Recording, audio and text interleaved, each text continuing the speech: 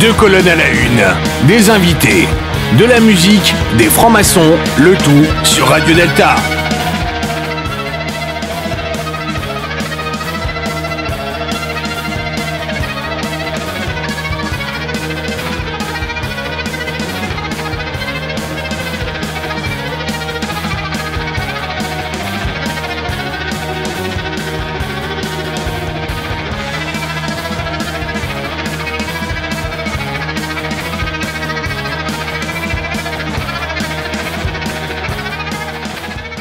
Bonsoir, vous êtes de retour sur Radio Delta dans l'émission Deux colonnes à la une avec en face de moi Daniel à la caméra de Radio Delta TV.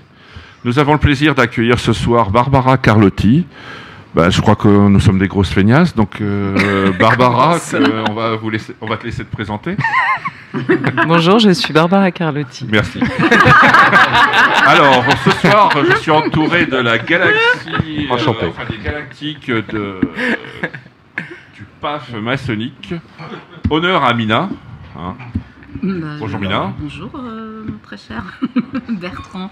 Non, BP. BP, j'ai italianisé mes initiales. Italianisé beaucoup, oui, pardon. Merci Mina.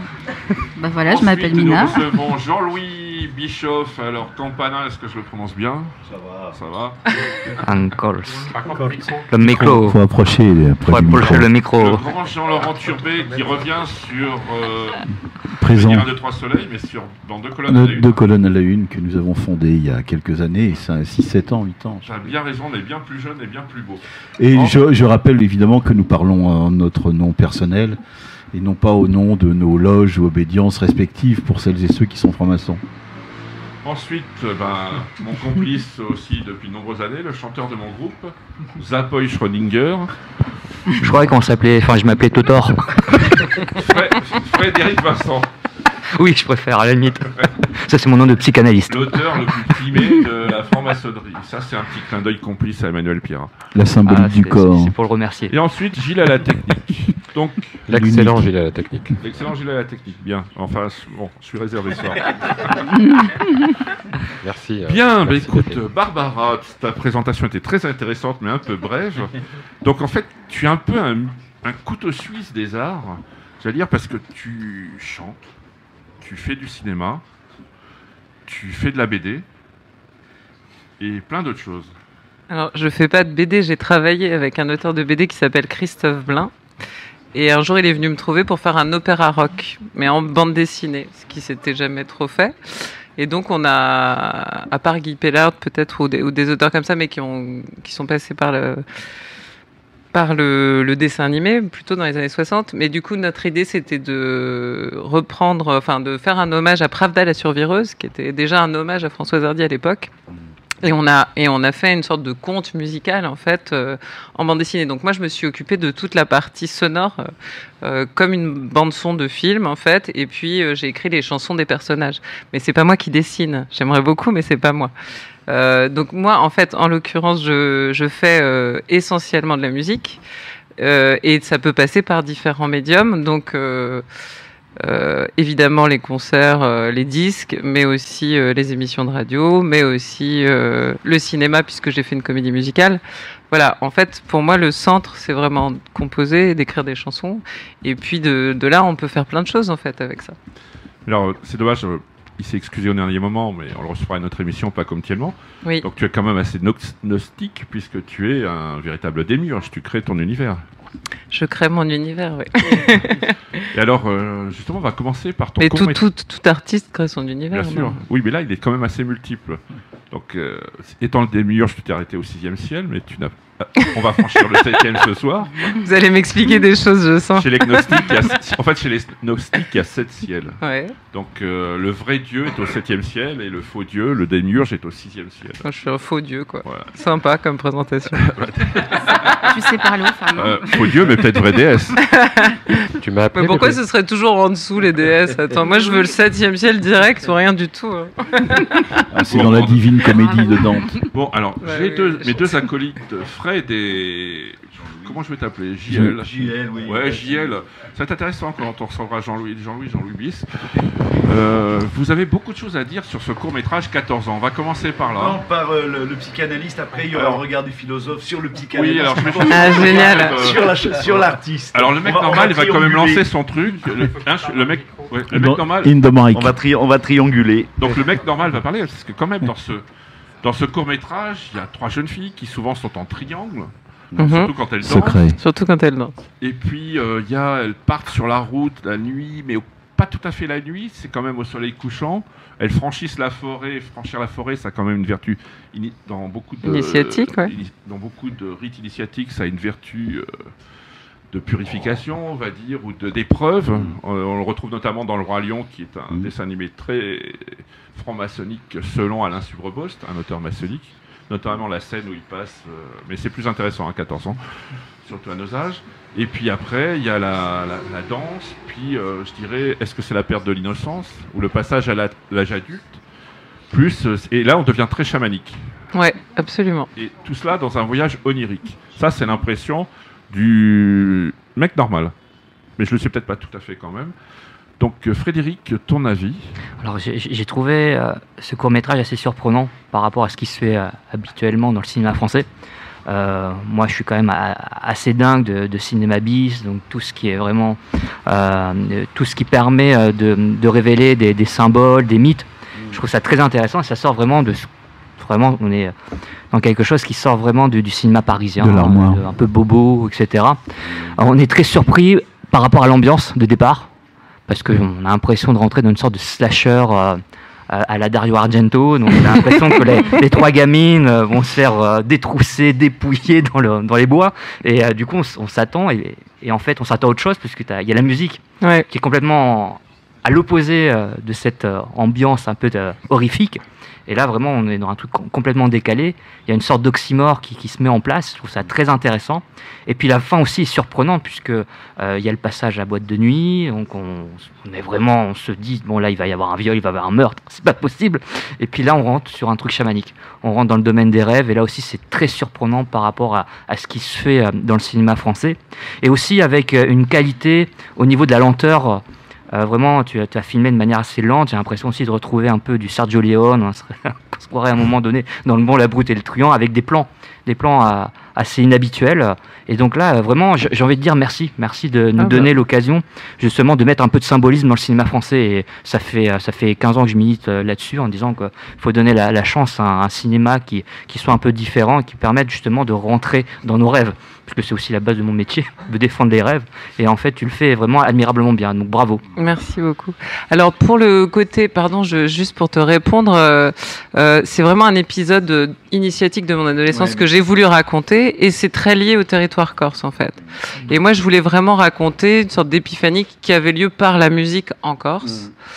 Donc, et le trio de filles, c'est vraiment moi, ma sœur et ma cousine. Enfin, j'ai vraiment raconté à la limite ce que j'ai vécu.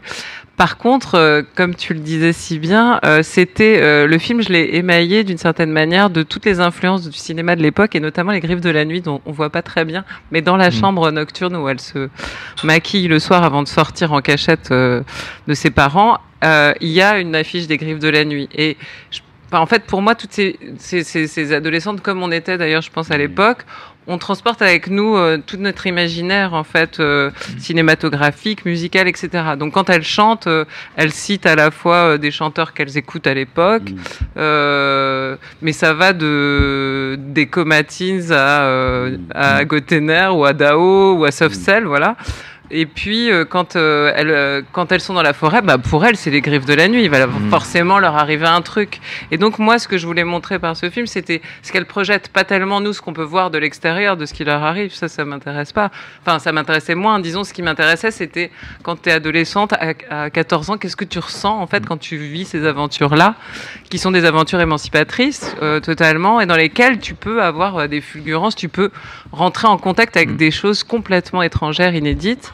Et notamment sur le pour élucider un peu la fin, sur le territoire corse, il y a une tradition de chamanisme, il y a le mazérisme, il y a des stregs et des sorcières, il y a donc tout un univers en fait magique qui existe sur ce territoire et qu'on pressent même quand on n'est pas au courant, même quand on ne connaît pas les contes, on le pressent dans le rapport qu'on peut avoir à la nature.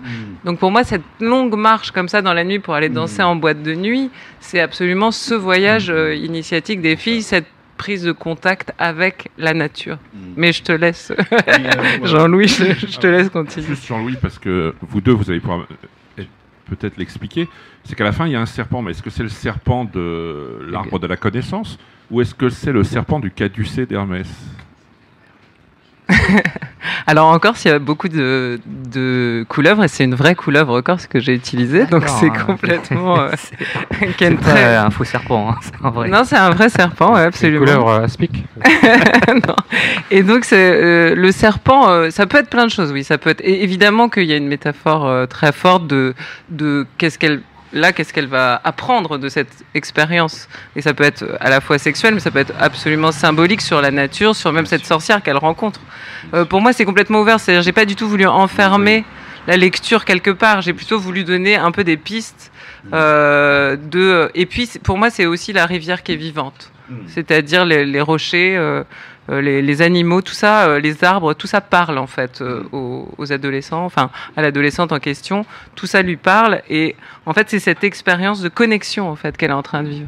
Et après, ce qu'on peut en faire, chacun en fait avec sa sensibilité, avec sa connaissance, son savoir, va pouvoir aussi plaquer, enfin son imaginaire dessus. Mais je veux pas enfermer. Je pense qu'il faut. Pour moi, c'était un film ouvert en fait là-dessus. Se dit la perte de l'innocence, c'est la connaissance. Voilà, c'est ça. Ça fait partie du récit quand même. Là, on est en plein chamanisme aussi, puisque en fait, comme tu le dis, il y a l'unité entre les trois règnes, végétal, animal et minéral. Je pense que Jean-Louis, Ouais, alors moi je vais prendre un angle un peu particulier. Je vais mettre en lien le travail avec un texte, avec un de tes textes qui est un phénomène composite, où il est question des noces chimiques. Et donc ce qui est frappant quand on t'écoute ou quand on se promène un peu dans ton travail, c'est qu'il y a une relation mais nucléaire, à la sacralité et à l'initiation. Parce qu'en fait, la traversée de la forêt, c'est la traversée du lac Noir des Névroses au lac de Rosée intérieur. C'est la traversée de la mer Rouge. On va chercher une terre promise, c'est-à-dire ce qu'on n'atteindra jamais. Moi, ça m'a beaucoup frappé. Il y a quelque chose aussi sur alors toi, quand on t'écoute, c'est le mot émancipation. Mais le mot émancipation, c'est le mot. En fait, ça rime avec éclosion, ça rime avec initiation, et ça rime avec initio au sens de commencer, prendre son propre chemin. Moi, c'est ce qui m'a beaucoup frappé dans tes textes et évidemment avec un zoom sur les noces chimiques où là où c'est quand même où c'est explicite quoi. Enfin, le rébis aussi. Hein. Oui. Parce qu'à la fin, les quatre sont tous ensemble, ils ne font plus qu'un. Bon, Platon disait que c'était deux, ou l'alchimie aussi, mais là. C'est ça.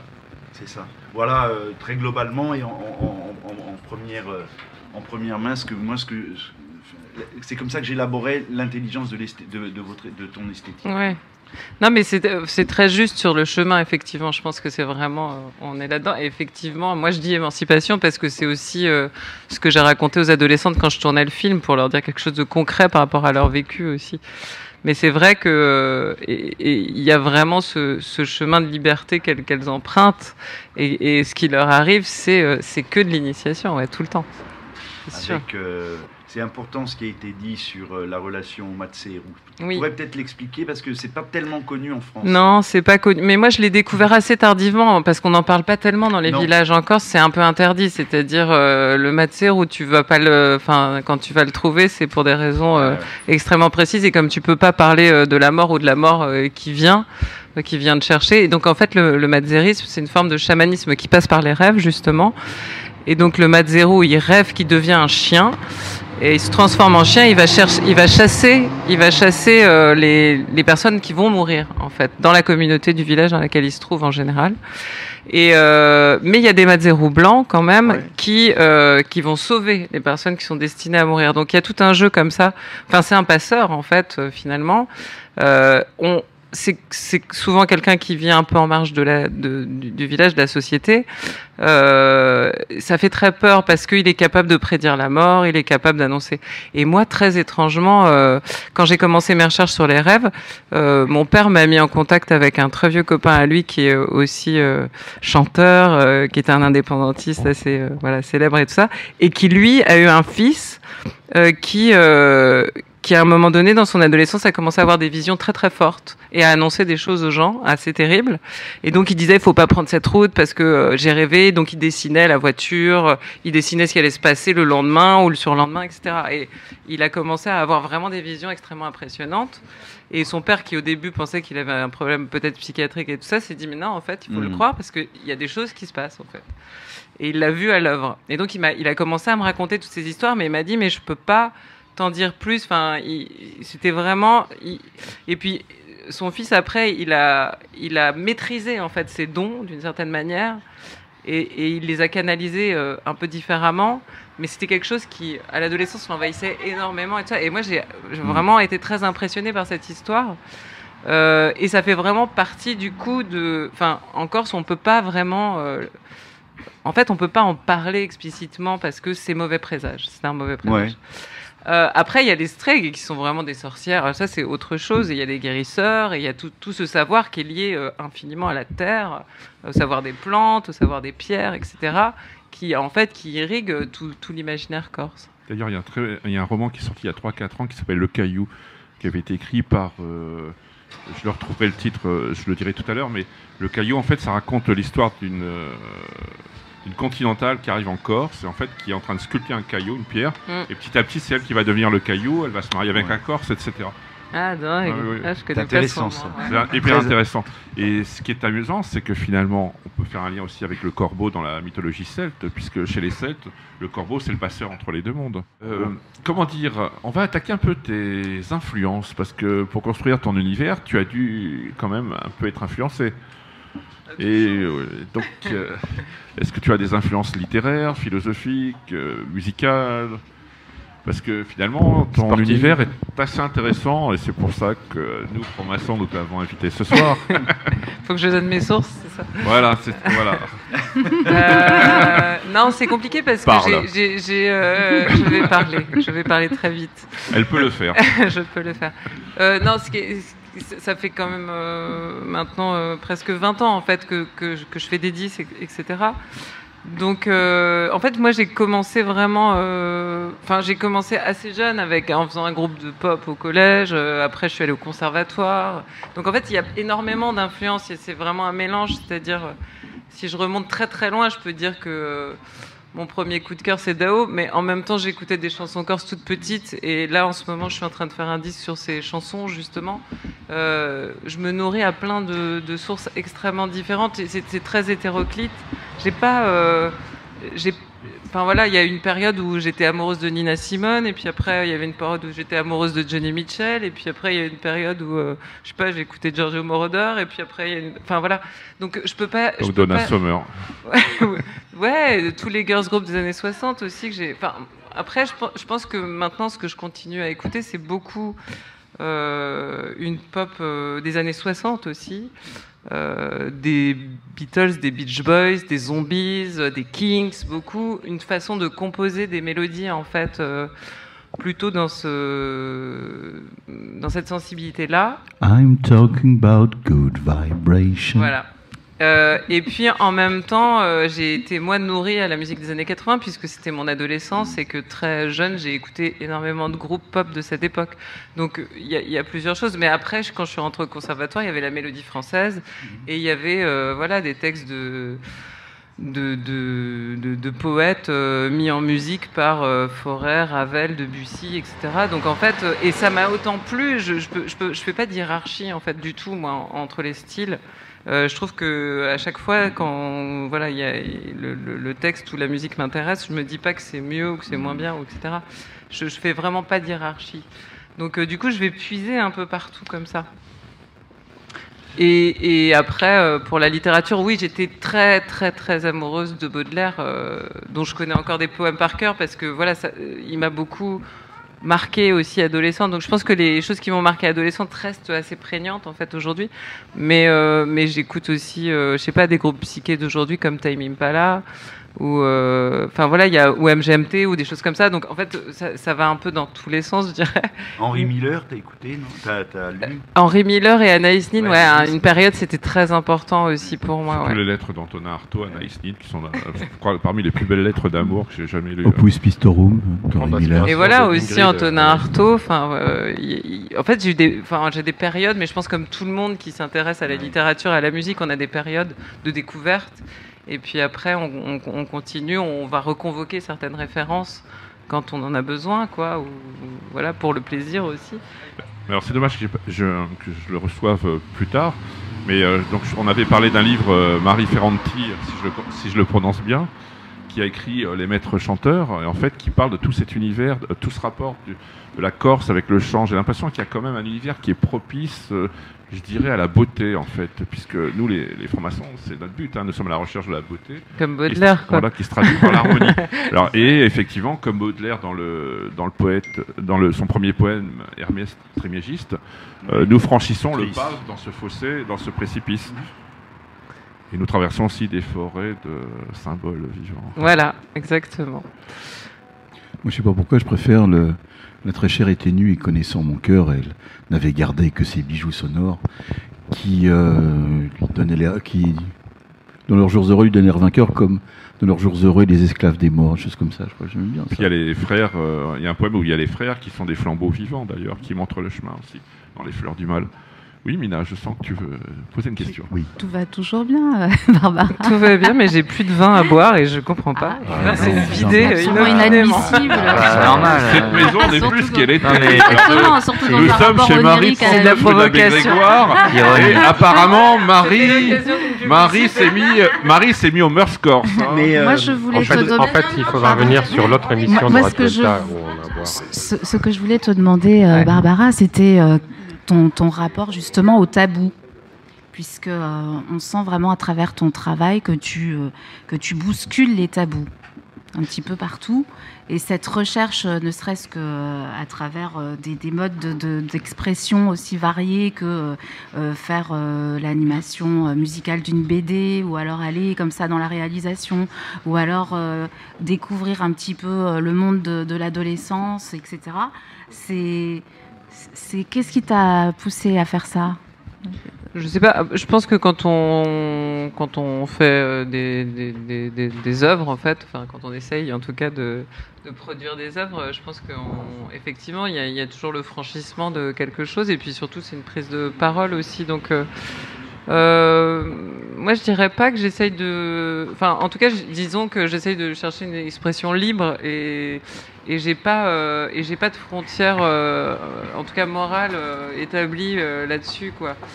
Donc après je pense que ce qui se diffuse à travers mes chansons ou mes films, ou enfin tout ce que je fais, les clips, etc., c'est aussi cette vision où j'essaye de rassembler effectivement un maximum de choses dont j'ai envie de parler, que j'ai envie de partager avec les gens, etc. Mais ça peut aller de la sexualité jusqu'à la poésie. Enfin, je veux dire, pour moi, il n'y a absolument pas de... Il n'y a pas de tabou, quoi. Ouais, en fait, je pense que l'art est le lieu où il ne faut pas avoir de tabou, sinon on s'enferme quelque part, et ça, enfin, je veux pas faire de l'art pompier, en tout cas, c'est sûr que non, quoi. Donc, mais en tout cas, c'est la recherche de la beauté. Je pense que la beauté, effectivement, elle passe. Enfin, moi, j'ai été très marquée par Baudelaire, mais aussi par Oscar Wilde, par Lord Byron, et par toute une forme de littérature et même de musique dandy, par David Bowie, etc. Enfin, je pense que c'est aussi des gens qui repoussent en permanence les frontières, en fait, et qui font fi, enfin en tout cas pour Oscar Wilde notamment, je pense que il a envie aussi de détruire une forme de morale un peu corsetée de son époque, et il va très très loin, puisque quand il écrit La balade de la geôle de Reading, et là il a été trop loin, il était enfermé, mais en même temps c'est une de ses œuvres, je trouve, les plus émouvantes et les plus belles, quoi. Et tout d'un coup jaillit d'Oscar Wilde, qui est quand même un très grand mondain, une poésie extraordinaire à cet endroit-là. Donc pour moi c'est aussi ça. Enfin, je pense que je me suis très intéressée au mythe du dandy à cause de ça, quoi. À cause du fait de rechercher, de s'inventer complètement, et de rechercher une liberté absolue, en fait. Est-ce que c'est se créer un personnage aussi? Moi, en tout cas, moi, non, je pense pas. Moi, je suis plutôt dans quelque chose d'extrêmement... Enfin, j'essaye d'être dans quelque chose d'extrêmement sincère. Après, je pense qu'on se crée au fur et à mesure du temps certains personnages pour pouvoir être sincère, mais ça, c'est encore un autre problème. Vous n'avez jamais eu envie de vous créer justement comme M peut le faire ou comme Bowie le faisait avec Ziggy Stardust? Alors Bowie, il est passé de personnage en personnage. Lui, il a même tué certains personnages pour en faire naître d'autres. Ça, c'est vraiment... c'est pour ça que pour moi, c'est un très très grand dandy, Bowie. En plus, il a réussi à faire mourir ses personnages, mais ne pas mourir lui-même, alors que les autres dandys, en fait, on finit tous par mourir de leur excès de liberté, quoi. Moi non, en fait je me suis jamais considérée comme dandy, mais j'ai un tel amour en fait de cette posture, en tout cas dans la société, c'est-à-dire ne jamais être vraiment aliéné à la société et à la moralité, enfin voilà, à ce que nous impose la société, aux injonctions sociales en fait du temps dans lequel on vit. Ça pour moi c'est hyper important. Ouais. Alors, de l'importance d'être constant. Ouais. Donc, tu es très constant, Jean-Louis. Qui est traduit par l'importance d'être aimé parfois, ce qui est très étrange. Mais c'est marrant, là, en t'écoutant, Barbara, bon, il y a plusieurs occurrences du mot dandy. Alors, le dandy, c'est quand même une grande figure de la tradition romantique. Ouais. Or, quand on se promène, toujours pareil, on circule un peu dans ton travail, on voit qu'il y a les thèmes romantiques qui sont au travail. Il y a la nature, il y a le voyage, il y a les affects. La montagne. Corse. Alors, ça c'est encore plus... ça c'est la montagne corse, c'est pour faire le lien avec tu parlais du chant tout à l'heure, et de la relation du chant à l'invisible, parce que c'est ça en fait. Les polyphonies se font souvent dans une chapelle en hauteur. Ah bah voilà. Mais d'une manière globale, en Corse, quand tu es imprégné par le paysage, par l'atmosphère, par la tonalité affective, par... la Stimmung, on dit en allemand. Ouais, la Stimmung. L'ambiance. L'atmosphère. Tu prends un bain de sacralité. Ouais. Si on définit la sacralité comme l'expérience affective et effective de quelque chose qui nous dépasse d'une manière infiniment infinie, mais qui en même temps nous touche intimement, alors, en Corse, t'es au cœur de la sacralité. Ouais, moi, j'ai commencé à faire des disques vraiment... Enfin, il y a un moment déjà, mais... Je pense que tout a commencé par ça, c'est-à-dire je fais des disques, des concerts, et puis à un moment donné, on me propose de faire de la radio, donc j'accepte. Ensuite, ça me donne envie de faire des spectacles, parce que les premières choses à la radio que j'ai faites, c'était Nébuleuse Dandy, justement, qui rejoint les astres et le dandysme. Et puis ensuite, de fil en aiguille, en fait, c'est plus à travers des rencontres aussi que les choses peuvent s'organiser. Mais disons qu'à chaque fois, enfin, je prends mon temps pour faire mes disques en fait, donc j'ai toujours du temps entre, et aussi parce que j'ai une nécessité à me nourrir de, enfin, j'ai besoin de lire, j'ai besoin de voir des films, j'ai besoin d'écouter de la musique aussi à chaque fois pour prendre des directions nouvelles. J'ai pas du tout envie de reproduire des choses que j'ai déjà faites en fait. Ça, je suis un peu obsédée par l'idée qu'il faut pas se reproduire, parce que ce qui m'ennuie le plus chez un artiste, c'est quand il refait la même chose. Quand ils refont enfin voilà, quand on tourne un peu en boucle, voilà, j'ai besoin de sentir qu'on réinjecte aussi d'autres choses dans le travail. Donc au final, tout est arrivé un peu comme ça, c'est-à-dire à un moment donné, il y a quelqu'un qui m'a dit, est-ce que si tu voulais faire un film, qu'est-ce que tu ferais? Moi, je ferais une comédie musicale. Et du coup, je me suis mise à écrire une comédie musicale parce que je trouvais que l'idée était plaisante et il fallait que je voie si j'avais envie de le faire. Mais la radio, c'est pareil, et les spectacles sur scène, c'est pareil. C'est aussi l'occasion de prendre du temps avec des musiciens pour explorer des œuvres, en fait. Ça fait 2 fois que je visite des œuvres et ensuite je fais les miennes. C'est intéressant de prendre son temps. Ouais. J'étais en train de lire ce matin un philosophe allemand qui va être connu, je pense, c'est Helmut Rosa. Je ne sais pas, Jean-Louis, si tu connais. Et il parle de l'accélération. Il dit que nos sociétés sont transformées parce qu'avec les nouvelles technologies, tout va plus vite. Ouais. Le souci, c'est que notre rythme de vie, est-ce que notre rythme de vie à nous peut suivre ce rythme effréné imposé par une nouvelle technologie, parce qu'il nous suffit de prendre un téléphone portable et on se rend compte que c'est très chronophage. on est arrivé à une époque où c'est difficile de prendre son temps, et que ça soit qu'on soit artiste, qu'on soit psychanalyste, qu'on soit philosophe. Michel Maffesoli aussi. C'est vraiment une question. Enfin, le rapport au temps est devenu, pour moi, la question centrale de nos sociétés. Comment faire pour essayer justement de repenser ce rapport au temps et s'enlever en tout cas de la matrice des nouvelles technologies, et pour arriver à un truc qui me paraît impossible aujourd'hui, c'est prendre son temps. Le confinement nous a servi peut-être à retrouver cela. Non, mais c'est ce qu'on a. Ça, c'est sûr que là, ça nous a demandé de ralentir d'un coup, et c'était pas mal. Alors justement, mais en même temps, c'est ce qu'on fait ici, parce qu'il n'y a pas tant d'émissions que ça, où on peut prendre peut-être 2 heures et un peu plus, parce que si on a besoin de développer un peu pour expliquer les œuvres, etc., on nous demande plutôt en général d'expliquer les trucs en 30 secondes ou 2 minutes. Ouais. 2 heures et plus. 2 heures et plus, nous maîtrisons. Alors à la radio, ça se fait encore quand même des émissions un peu long cours. Moi, j'ai eu l'occasion quand même de faire des émissions sur France Culture, et c'est vrai que on peut prendre un certain temps. 12 épisodes. Mais non, alors celle-là, oui, mais je veux dire, celle que moi j'ai aussi produite, j'ai pris vraiment le temps. C'est-à-dire, pour Nébuleuse d'Andy, par exemple, je passais 4 mois quand même à travailler, à écouter des archives, à essayer de construire quelque chose, aussi aller trouver telle personne à Londres, telle personne à Paris, et à essayer de construire quelque chose comme ça sur un temps plus long. Donc ça, c'est encore possible. Mais c'est vrai que la télévision, c'est un rythme... la télévision, il y a même une histoire de rentabilité de parole presque. Il faut dire la bonne chose au bon moment. Le temps de cerveau disponible selon et du coup, c'est hyper angoissant. Enfin, moi, je trouve que c'est hyper angoissant, en fait. J'ai jamais trop aimé la télévision pour ça. Mais je l'ai pas, donc. Daniel, moi non plus, je la regarde. Alors, nous les francs-maçons, on a la chance d'aller en loge. Et il y a un truc formidable en loge, quand on rentre dans cet espace sacré, on nous demande quelque part de laisser nos métaux à la porte du temple. Donc tout le monde éteint le portable. Ça, je trouve ça extraordinaire. C'est-à-dire qu'on ne regarde pas nos portables dans les temples.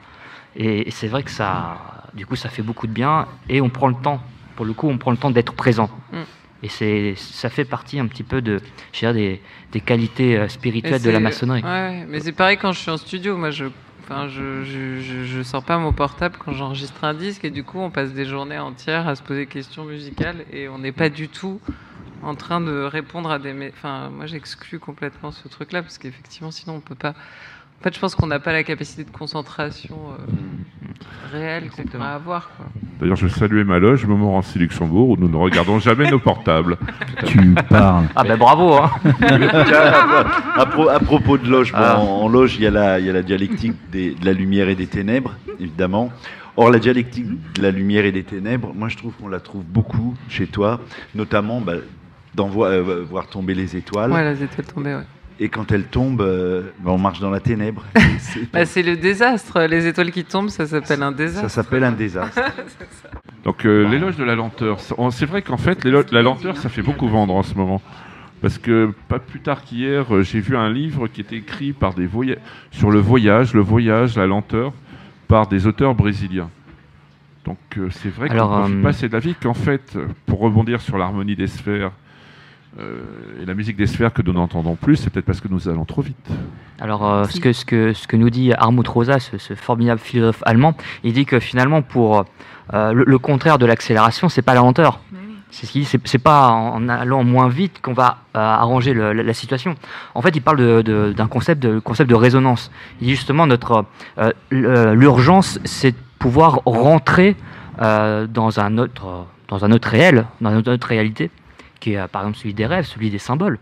C'est ça l'urgence, c'est de pouvoir faire résonance en nous de choses avec lesquelles on a perdu pied, avec les choses avec lesquelles on s'est coupé.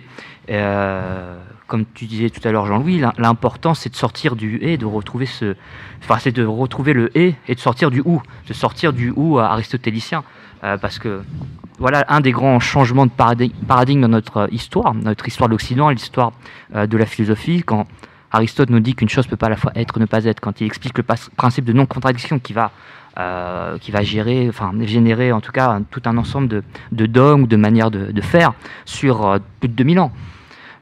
C'est fascinant quand en maçonnerie on s'intéresse généralement à l'histoire, mais aussi l'histoire des cultures en général. On n'est pas seulement centré sur ce qui se passe en France. Et ce qu'on voit, c'est qu'effectivement il y a des schismes. il y a de nombreux schismes dans notre culture. Et à chaque fois qu'il y a eu séparation, qu'il y a eu déliance, il y a eu des choses, des crises d'envergure. Et on est en plein dedans.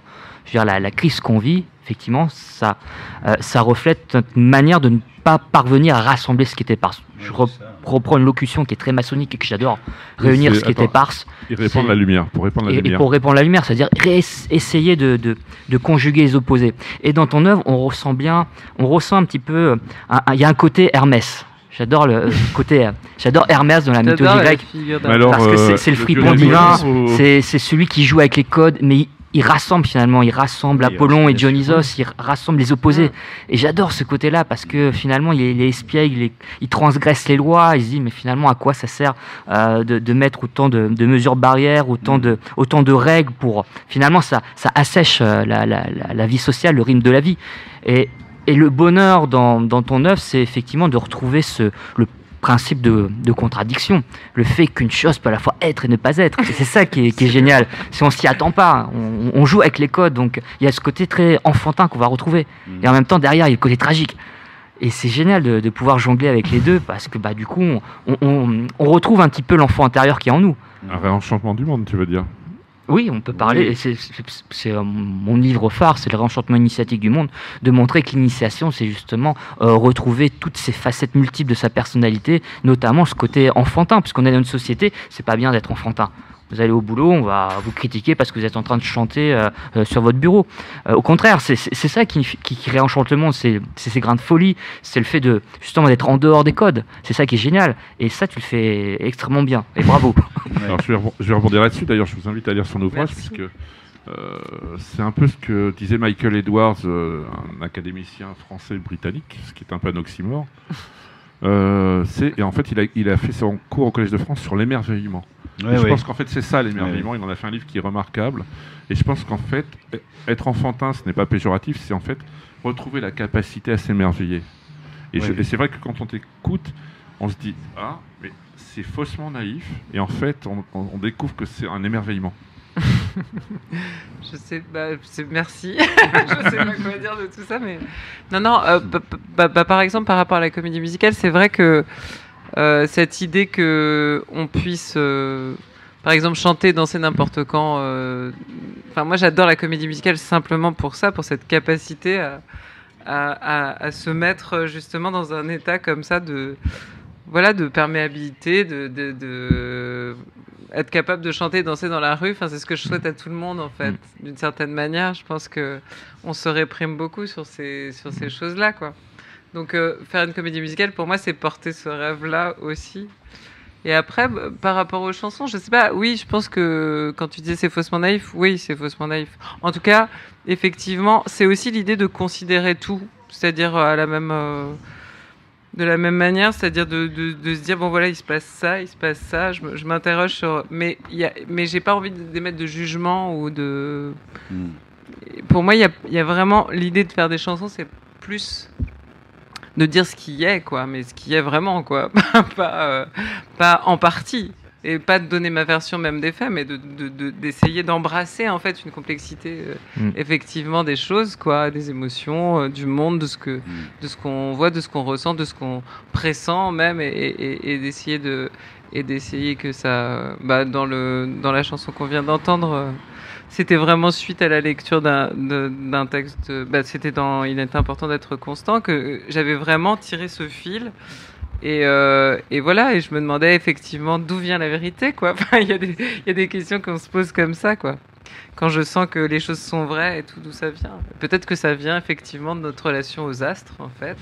Et peut-être que ça vient de tout à fait autre chose. Mais en tout cas, c'est aussi d'aller explorer ces choses, moi, qui m'intéressent, quoi. Et comment alors faire le rapport avec les sophistes et Protagoras, monsieur le philosophe? Non, mais on est en plein la mesure de toute chose. En fait, le son que je viens d'entendre, c'est un éloge de ce qu'on appelle le religieux sauvage. Oui. Religieux hors piste, incroyance. tu dis aussi. C'est religieux hors piste. C'est un religieux qui s'auto-valide, qui n'a pas besoin des institutions. C'est un religieux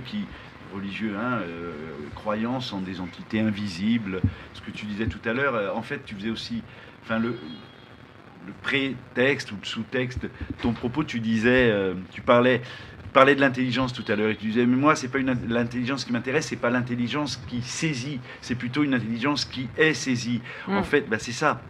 Et en fait, ça s'appelle l'adorcisme. L'adorcisme, c'est le contraire de l'exorcisme. L'exorcisme, tu expulses un son, une musique. L'adorcisme, tu accueilles dans l'ouverture. Et en fait, le démiurge, celui qui crée, c'est le mec qui est capable de cette ouverture. La question est et devient dès lors, voilà, moi c'est une question que je pose, chacun y répond comme il veut, comment accède-t-on à cette ouverture? Voilà, est-ce que l'initiation n'est-elle pas indispensable? Et quelles sont les modalités de l'initiation? Est-ce qu'on peut être initié de manière sauvage par l'existence? Voilà, ça c'est des questions. Voilà, chacun y répond. Est-ce qu'on peut être initié par une chanson? Est-ce qu'on peut être est-ce qu'une chanson peut faire événement? Est-ce qu'une chanson peut faire événement? Oui, dans l'histoire de la musique, des chansons ont fait événement. Quand Ian Curtis voit Rotten pour la première fois, il dit voilà, c'est ça que je veux faire. Et il va le faire. C'est-à-dire que Rotten lui offre sa vocation.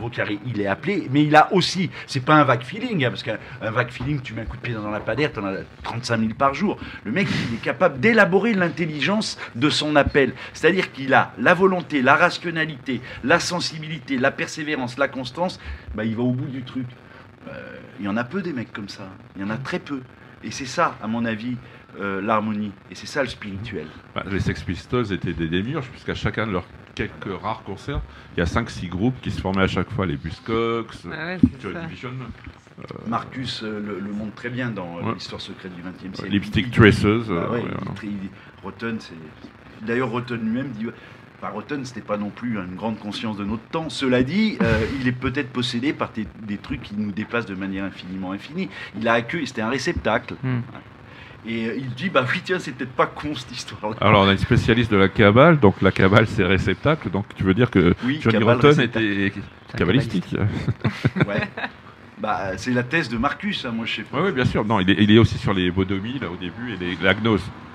D'ailleurs, je suis désolé de te reprendre, Jean-Louis, mais le démiurge a créé un monde imparfait selon les gnostiques, puisque c'est le 6e ciel et pas le 7e, où il y a le vrai Dieu.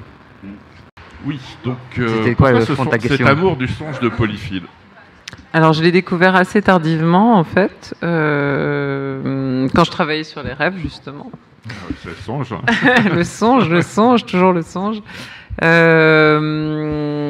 Parce que pour moi c'est une sorte d'encyclopédie en fait. Dans le songe de Polyphile, il visite des jardins, des architectures. Il y a vraiment cette idée du voyage de découverte des plantes. Et en même temps, c'est un songe amoureux. Et c'est comment retrouver l'être aimé en songe, etc. Donc il y avait plein de dimensions en fait qui m'intéressaient dans cette acception du songe qui est tout d'un coup... Très Renaissance d'ailleurs. Oui, très Renaissance, voilà. Et je sais pas, j'ai trouvé, en fait, de façon assez directe, j'ai trouvé ça très galvanisant, c'est-à-dire, pour moi, c'est un accès à la connaissance, en fait. L'idée du songe est un accès à la connaissance. Et je pense que c'est cette dimension-là qui m'intéressait dans le songe de Polyphile. Et puis voilà, il y a tous les aspects poétiques aussi du songe. Et surtout, tout est dessiné, en fait. Il y a des gravures merveilleuses dans le songe de Polyphile. En fait, tout a été dessiné. Donc, c'est aussi... c'est pas que la dimension littéraire, finalement, mais c'est aussi cette façon de recréer des espaces, de montrer les choses à travers le rêve, en fait, qui m'intéressait dans le songe de Polyphile. D'ailleurs, c'est l'ouvrage le plus demandé chez les collectionneurs de livres antiques, anciens. Ouais. Le songe de Polyphile. Alors, j'ai un ami qui devait venir, d'ailleurs, avec l'un d'entre eux qui n'a pas pu. C'est dommage. On a vu une édition originale. Oui, elle est très rare, elle est très rare, et il y en a une à la Bibliothèque nationale de France, mais qui est très peu accessible. Il faut vraiment avoir plein d'autorisations et tout ça pour la voir et la manipuler, en fait. Il faut avoir vraiment un truc à faire très sérieux dessus, parce que sinon on peut pas manipuler ce livre. Et justement, en fait, il y a aussi ça, je pense, qui est comme une sorte de culte du livre à travers cet ouvrage qui est magnifique, en fait. Comme un grimoire, en fait. Tu as lu quelle édition? C'est de l'Imprimerie nationale? Non, alors moi, j'ai acheté une édition, l'édition qu'ils vendent, qui est petite, qui n'est pas en du poche, tout au format. C'est intéressant parce qu'avant, tu devais payer quand même cher, et c'est un ouvrage que j'invite tous tous les francs-maçons qui n'ont pas lu à le lire, Le songe de Polyphile, parce que c'est intéressant. Tu retrouves un peu les arts libéraux qu'on va retrouver au deuxième degré du Rhédico ancien accepté. Donc le quadrivium et le trivium qui en fait correspondaient à ce qu'était l'honnête homme sous la Renaissance, l'architecture, les sciences, bref. Et maintenant tu l'as justement complètement reproduite en livre de poche pour 10 balles. Donc ça vaut le coup de le lire. Hein. C'est vraiment... Oui, c'est une sorte de voyage en fait infini dans la connaissance. Et en fait, je pense que c'est aussi ça. Pour moi, c'est cette curiosité infinie de la vie qu'on peut avoir et qui là, tout d'un coup, s'exprime en un ouvrage. Et puis ces dessins qui sont vraiment très très beaux, quoi, avec une dimension symbolique complètement cryptée. Il y a des signes partout, il faut pouvoir lire les signes. Et du coup, c'est comme, c'est comme une piste au trésor d'une certaine manière, quoi. Il y a vraiment ça, quoi. Et la dimension, cette dimension des images, justement, où tout d'un coup, effectivement, tu vas avoir les fameux serpents, tu vas avoir des signes, en fait, qu'il faut pouvoir lire. Donc, en fait, tu es obligé d'apprendre encore plus de choses en lisant ce livre. Et c'est, en fait, voilà, je pense que ça rejoint une sorte de curiosité fondamentale de l'art, quoi. Alors, je t'invite à lire Le songe de Scipion, en fait, Le songe de Scipion, en fait, c'est un extrait de la République de Cicéron, où en fait on a perdu ce qu'il y avait avant, ce qu'il y avait après, puis on trouve ça, et c'est au milieu de cette œuvre où en fait Cicéron vante les mérites de la République. Donc Cicéron va en fait faire choisir dans un songe à Scipion la gloire facile ou la vertu républicaine. Mozart transformant ça entre le choix entre la fortune facile et la vertu, donc c'est au premier degré, voilà, et la constance. Et en fait c'est au premier degré où on te demande qu'est-ce que le vice, qu'est-ce que la vertu. Donc je dirais que le songe de Scipion s'applique plus à une recherche d'apprenti. Et le songe de Polyphile, on est carrément dans les arts libéraux. Polyphile, ça veut dire plusieurs... en fait, c'est l'idée de la multiplicité de la connaissance, quoi. Enfin, il y a vraiment avec Polia aussi. Voilà, c'est ça, et Polia, etc. C'est un peu Papageno et... Ouais, exactement. D'ailleurs, le songe de Scipion, l'opéra... Comme tu sais, j'avais travaillé dessus et je pense qu'il prépare à la flûte enchantée. Oui, c'est ce que tu disais aussi sur la musique des sphères, en fait, qui se retrouve...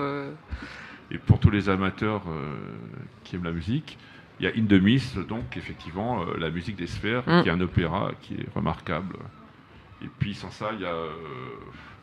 on terminera là-dessus. Il y a aussi Le Voyage dans la Lune de Goldoni, qui un peu parle de ce problème-là aussi. Donc il y a tout un courant pré-maçonnique qui va permettre d'arriver justement en 1717 ou 1727. Je laisserai ça à notre ami Roger Daché. Voilà, ça y est, je dis Roger Daché, renverse-le. Ça y est, il réagit, Jean-Laurent. C'est épidermique. Et voilà.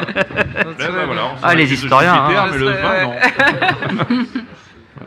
Donc, écoutez, on va terminer cette émission en remerciant notre invité. Pour une fois que ce n'est pas moi, JLT est un peu surveillant. À moins que ce soit ton frère Jute, Jean-Ursulin. Bref, Barbara Carlotti, merci d'être venue. Est-ce que tu as un message personnel, quelque chose? Est-ce que j'ai un message personnel Je t'ai évité 39 femmes. Non, j'aimerais bien que Jean-Louis me chante un peu du bateau qui passe. Ouais, vraiment. Mais j'aimerais bien que tu l'apprennes parce que... Alors moi, je l'ai traduite en français pour... Tu l'as traduit en français? Ouais, complètement. Juste peut-être le refrain. Donc ça sent, il y aura peut-être une phase B avec la version en corse. Alors, ce que j'ai fait sur ce prochain disque à venir, c'est que j'ai pris un certain nombre de chansons qui sont des chansons de variété corse des années 60-70. Donc après, et en fait, je commence avec Tino Rossi, en fait, pour tout vous dire, avec Corse île d'amour. Il a une belle maison à Ajaccio d'ailleurs. Il a une très très belle demeure à Ajaccio. Il a un très très beau terrain. Ouais, exactement. Et je commence parce que c'est quand même une des plus belles voix corse. Enfin, il n'y a pas à dire. Bon, il y a de très belles voix en Corse, mais quand même cette voix de ténor de Tino Rossi, je la trouve assez inégalée.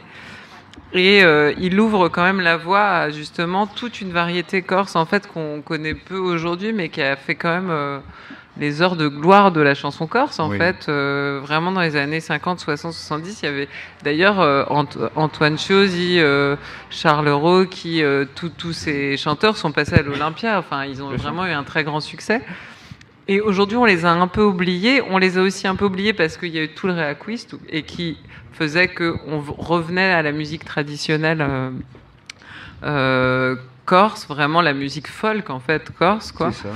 Et du coup, moi, ce que j'ai voulu faire, c'est de tracer une espèce de ligne entre tous ces mouvements parce que je pense qu'en fait, ils font partie de l'identité corse, au même titre que la musique traditionnelle et après tout ce qui a été reconstruit dans les années 70. Avec Casalonga qui a remis au goût du jour tous les instruments traditionnels, etc. Et puis aussi le padiel, vraiment de façon très forte. Mais en fait, je voulais faire une espèce de jonction, c'est-à-dire de dire, en fait, ça fait partie de l'identité corse, mais c'est aussi une identité pop. Malgré tout, en fait, c'est la musique populaire et la chanson populaire corse, elle est aussi valable que du Bob Dylan ou que des chanteurs pop français, en fait. Il y a des grands mélodistes. Marfisi qui a écrit Solenzara, qui a écrit des chansons de Charles Rocchi. Moi, je chante une chanson qui s'appelle Pauvre chance de Charles Rocchi, que j'adore parce qu'il parle de l'amour du chant, de la nécessité justement de chanter dans les moments un peu douloureux et difficiles, qui fait vraiment, je trouve, partie de l'identité corse aussi. Et du coup, pour moi, c'était à la fois de revenir sur ces mélodies que je trouve magnifiques et intemporelles, donc de rechanter ça, mais aussi de les chanter en français, et de les chanter en corse. C'est-à-dire, je fais les deux. Je fais une chanson de Cantabo Bulu Corso qui est très philosophique, qui s'appelle Strada di l'Uomo, qui est le chemin de l'homme, quoi, qui est vraiment et qui est une chanson que j'adore parce que je la comprenais pas enfant, mais quand j'ai commencé à m'y intéresser, je me suis dit, elle est merveilleuse. Cette chanson est vraiment merveilleuse. Elle te dit justement qu'il n'y a pas de joie sans douleur, il n'y a pas de, c'est vraiment le yin et le yang. Enfin, vraiment, il manipule et en fait, elle est merveilleuse cette chanson. Donc, il y a des chansons comme ça très profondes corse, vraiment de chanteurs qui ont remis au goût du jour la tradition corse, et en même temps, il y a des chansons plus légères, mais qui sont pas moins intéressantes. Tu penses à quoi, par exemple ? Bah justement, moi, après, il y a Cantabo Bulu Corso qui commence le travail, et puis après, il y a Tiamia de Alesi, il y a tous ces chanteurs, en fait, qui ont fait ce travail de réacquistu. Mais en même temps, voilà, toutes les chansons de Charles Rocchi, d'Antoine Chiozzi, de Regina et Bruno et tout ça, elles ont vraiment une saveur particulière. C'est un chant qui est vraiment, il y a vraiment une écriture mélodique corse, très méditerranéenne comme ça. Alors qui va sans doute puiser aussi dans la chanson napolitaine, qui va puiser aussi dans la chanson méditerranéenne. Tu n'as pas dit génoise. Au sens plus large. Oui, alors sans doute, en tout cas italienne, mais l'Italie c'est aussi plein de régions. La Corse, c'est une région, quoi. Et du coup, d'essayer de tisser un lien comme ça entre toutes ces influences, en fait, et d'en faire un projet pop d'aujourd'hui. Parce qu'il y a eu aussi plein de musiciens corse pop, en fait. Tu voulais passer un morceau d'Henri Padovani, mais voilà. Le premier guitariste de Police. Hein, qui a vraiment fait sa gloire en Angleterre et tout ça. Il y a des histoires fabuleuses de musiciens corse, en fait. Donc, du coup, pour moi, c'était tisser ce lien et dire, en fait, cette chanson corse, elle est intemporelle. Et par contre, il y a des thématiques qui sont très fortes, comme la thématique de l'exil, celle du village, du paese et vraiment du pays, mais aussi le pays, c'est le village avec son clocher, etc. La prison aussi. La prison. D'ailleurs, dans la chanson de Cantabo Bulu Corso, il parle de la prison, voilà. Et voilà. Et de moi après le faire avec mes moyens, c'est-à-dire de chanteuse pop française d'aujourd'hui. Donc je peux chanter, je chante aussi une chanson traditionnelle qui est la Ciucciarella, qui est vraiment la berceuse corse par excellence. Et voilà, et de revisiter ça aussi en disant ça. Il y a vraiment ce côté complètement intemporel qui fait qu'aujourd'hui on peut écouter ces chansons avec le même plaisir. Il suffit d'aménager un peu les arrangements pour se dire que c'est pas nostalgique, mais que ça peut être chanté encore aujourd'hui. Alors, je tiens de Corse, j'ai envie de vous poser une question. Parce que justement, on a parlé de la route vers les îles sanguinaires de la maison de Tino Rossi. Ouais. Et quand on va à la plage de Capo Dinero, on voit plein de tombes De tongue. De tombe. Oui, on y va en tongue. Parfois, il y a des tombes. Mais il y a des tombes. Il y a toute cette flopée de tombes. C'est interdit en France. À l'extérieur, c'est autorisé. France, c'est interdit. Sauf dans certains endroits, mais en Corse, il y en a beaucoup. Et... En Corse, tu passes un virage. Par exemple, le virage au-dessus de chez moi, parce que c'est pour rappeler aux vivants qu'il y a la mort. C'est ça. Ouais, elle fait partie du paysage, ouais. Rappeler que tu dois payer l'impôt. Non. Ça, je suis pas sûr. C'est ça. Il y a une relation à la mort. Oui, il y a une relation. De toute façon, là-bas, bon, il faut le dire clairement, enfin, très trivialement et très globalement, tu es élevé entre la croix et le fusil, entre le calibre et la croix. Ça donne des drôles de mental. Ouais. Ça donne des drôles de mental en matière de poésie tragique. Ouais. Et donc, la mort, oui, elle fait partie de la quotidienneté. Elle fait partie, dans les villages, tu as des tombes, tu ouvres la fenêtre, chez moi par exemple, tu ouvres la fenêtre, il y a des tombes. Il y a la tombe de mon grand-père. Par exemple, quand on allait à Porto Vecchio, à un moment, sur le côté, il y a un site de mégalithes, et effectivement, on déjeune dans un restaurant, il y a une tombe juste dans le restaurant. Quasiment. Mais quelles sont les autres régions françaises où c'est autorisé? Je sais même pas. Il y a 2 régions, j'avais regardé, mais si tu veux, je ne suis pas pressé de... Oui, non, mais enfin bon. De répondre. Je ne suis pas trop pressé, mais ça m'avait frappé. Je n'ai vu ça qu'en Italie, mais il me semble quand même, et on ne va pas prolonger, mais que le rapport de la mort avec les Corses est plus joyeux que le rapport espagnol, avec la mort qui est morbide, vraiment. Je vois pas ce qui te fait dire ça. On peut poser une question? Si, parce que joyeux. Pas joyeux, mais plus... Non, mais je pense qu'il est intégré à la vie, en tout cas au rituel, en fait. Et je pense que, par exemple, comme moi, ma grand-mère... Enfin, moi, j'ai commencé à chanter dans les églises en Corse en accompagnant ma grand-mère aux cérémonies. Et il y en a plein. Et en fait, c'est aussi des rituels sociaux, en fait, finalement. C'est pas séparé, c'est pas aussi séparé, je pense, que sur le continent. Donc, en fait, c'est aussi ça qui fait le lien, c'est-à-dire... le rituel religieux est aussi un rituel social et c'est aussi ce qui fait vivre les villages, mais comme en Italie, comme tu disais, c'est-à-dire il y a vraiment... Et du coup, moi, la procession de Saint-Kilicus, de Saint-Roch, je les ai fait toute ma jeunesse avec un immense plaisir très joyeux et pas du tout dans quelque chose d'un peu morbide, etc. Non, ça fait partie du rituel social. Donc je pense que c'est ça qui est joyeux, au fond. C'est là où tu vas te retrouver. Je sais pas, nous, on était enfants de chœur, on se marrait, on se bidonnait, on chantait des chants, on était contents d'être là. Et on se posait pas la question de savoir au fond ce que... Et puis après, on apprend ce que ça représente, et voilà. Mais ça fait partie vraiment du fait de se retrouver, de chanter ensemble, de faire la fête ensemble. Alors la boucle est bouclée, en fait, dans ce que tu viens de dire, parce qu'en fait, si tu prends le dictionnaire d'étymologie de la langue française, tu verras que rite et art ont la même racine en sanskrit. Et donc, on arrive à autre chose. Donc, bon, là, après, on va aller dans la grammaire de la création, George Steiner, etc. Et je crois que Gilles, à la technique, a une question. Oui, je voulais savoir si tu connaissais des chanteurs corses maçonniques. Parce que moi, j'en ai eu 2, en fait, dans ma loge, la Ruche d'Orient, qui sont, hélas, passés à l'Orient éternel il y a quelques années maintenant, c'était 2 jumeaux qui s'appelaient Pascal et Dominique.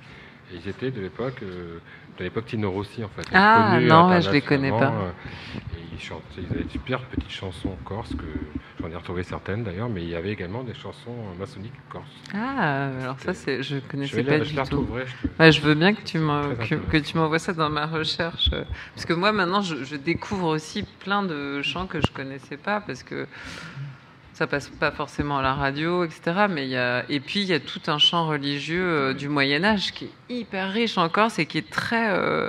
c'est une façon d'écrire les harmonies qui est vraiment très particulier à la Corse. C'est-à-dire même en Italie, c'est pas les mêmes systèmes, etc. Ça ressemble à quoi, un peu au chant de la Sibylle espagnol Non, c'est comme c'est des chants religieux moyenâgeux, mais vraiment en fait, c'est plutôt dans la construction harmonique qu'ils ont une spécificité. D'ailleurs, le padiel vient de ça, c'est-à-dire la construction des harmonies dans le padiel, elle est très spécifique à la Corse. C'est-à-dire, elle n'existe pas dans d'autres polyphonies italiennes. C'est pas les mêmes systèmes, en fait.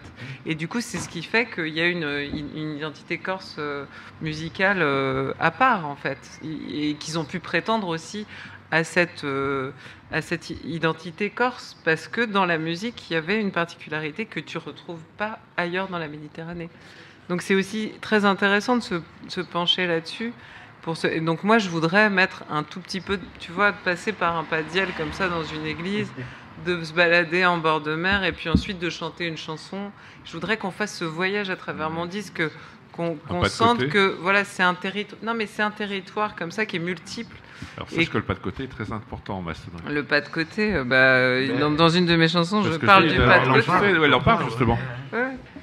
Et d'ailleurs, j'espère qu'un jour, Jean-Louis, je ne sais pas si tu connais moi, j'aimerais bien visiter cette loge corse qui se réunit en altitude.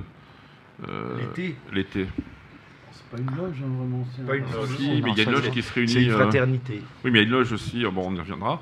Moi, je saluerai juste, je t'enverrai le livre de Marie Ferranti qui vit à Saint-Florent. Qui vit à Saint-Florent, d'ailleurs, où il y a un magnifique festival, d'ailleurs.